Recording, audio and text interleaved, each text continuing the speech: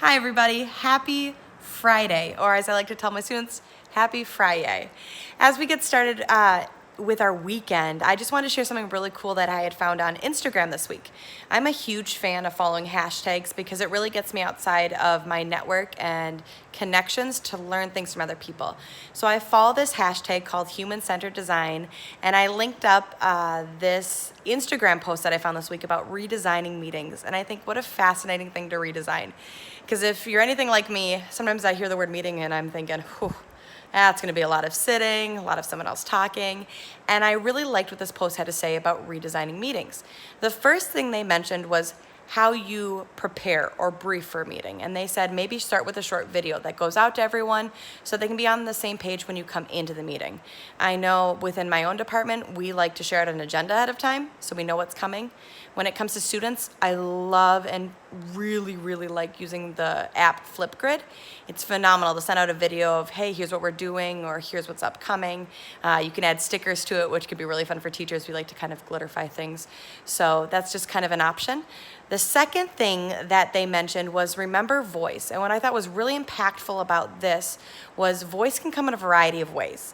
There are some really great resources from both Amanda and Angela on the network that I think can be really great to remember the introverts that you might have in your meeting. So it's not always having to be remembering voice in terms of talking.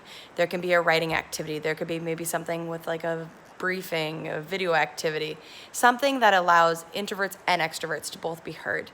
The third thing they mentioned was remembering movement. It's so important, even if it's moving desks or chairs or tables, just to talk to a small group versus a large group.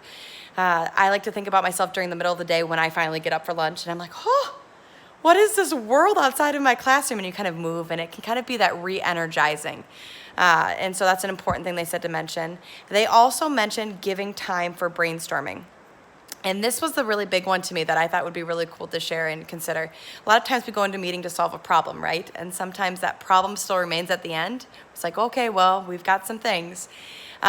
They recommend giving time for brainstorming, and they don't want to give a lot of time. They're saying 5-10 minutes maybe, even in small groups breaking down a problem, but really giving that time to brainstorm and prototype so it creates the momentum and enthusiasm to begin going away from this meeting with actionable tasks. And that was really the other thing. Follow that voice with action tasks.